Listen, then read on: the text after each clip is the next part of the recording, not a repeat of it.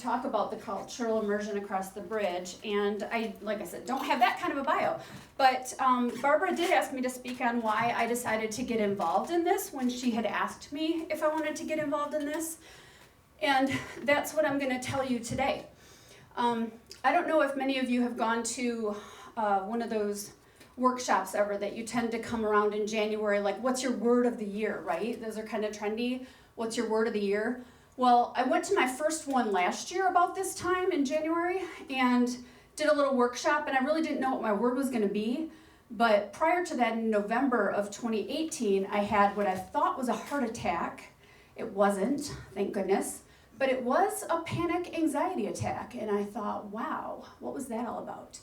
So as I digested that and thought about what my word was going to be, I thought, you know, I've been through a lot of stuff, and I've got a lot of stuff. We all do. I'm a little older, maybe not as old as Dale, but I'm over 50, and I've got a 10-year-old and a 16-year-old, so I started a little late, which is okay. These things all work out how they're supposed to, but I thought, you know, I've been through a lot of stuff, and I feel like I've come into my own on some things, and my word for 2019 is going to be voice. And I wasn't sure how that was going to play out, but I thought, well, we'll just see how this goes, right? It's really crazy how it played out. I haven't yet picked my word for 2020, but I'm going next week, and we'll just see where that goes. I'm a little nervous, actually, with what that's going to be. But voice was my word for 2019, and I talked a lot about a lot of different things. Some of you who know me know what I talked about, or who follow me on Facebook know what I've been talking about, but it's really interesting. So, and so you know why I'm a little nervous about 2020. We shall see. So the local cultural immersion across the bridge and why I decided to get involved. I'm not from Grand Haven. I didn't grow up here, but I did grow up in Holland, so very close. And I have lived here about 23 years. And so I've got some experience with the area for sure. And while I didn't grow up with much exposure to people who were African American, I did have a lot of exposure to people who were Hispanic. And it feels so weird, like defining people this way, but that is what we're talking about right now, I guess. So that's what it is. Growing up and going over to people's homes, my friends' homes who were Hispanic, I most remember just being really fascinated about the things that were different, right?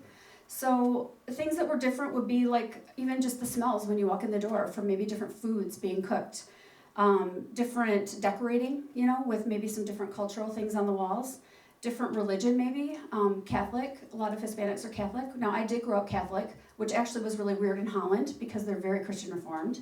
So that was familiar to me, but not for a lot of other people in Holland.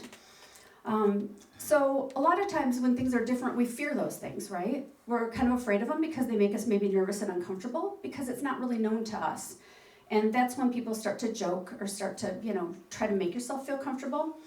And so it's normal to feel that way and to be just a little wary about things that are unknown.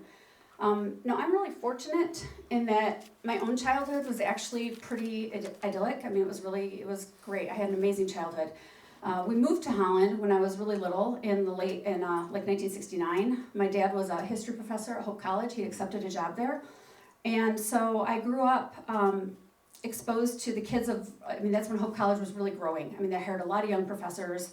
And even though it's a Christian Reformed college, it was also, my dad in history, liberal arts department, right? So I grew up with a lot of other liberal professors' kids in, the 70s, which was a lot of, love each other and be warm to each other and kind and inclusive, right? So it was really a cool childhood. And I share this because I didn't experience like hate or exclusionary talk in my home. But I did see that when I was at some of my other friends' homes sometimes, and it really made me uncomfortable. I'd go home and talk to my mom and dad about it sometimes, and my mom would say, well, just ignore it and be polite. Kind of lends to what Barbara said,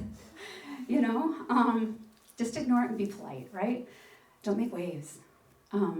So back to today, and the Grand Haven to Muskegon, and it's 2020, and there are still these types of things going on, right? There's comments and snickers, and sometimes it's at home, sometimes it's at work, it's when you're out with friends or when you're overhearing people at other places. And it's not comfortable. And, I've started not being so nice, and, maybe it's menopause, and maybe it's that I'm modeling for my kids, right? Definitely some of it's modeling for my kids. I mean, there's no question about that. That's why I wear a cape.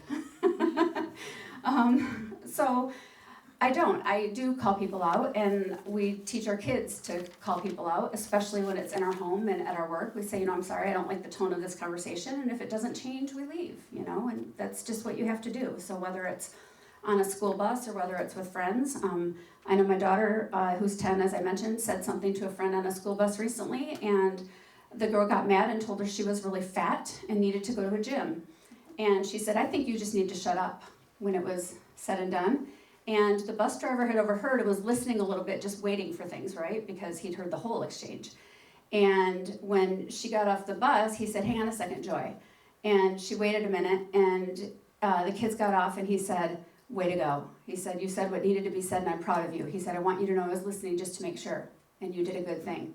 And she came home and told her dad that, and he told me. I thought, that's pretty cool. That is pretty cool. She got ice cream. So you've got to do what you've got to do, and be a little uncomfortable. And just eventually, hopefully, it catches on in the waves that it catches on.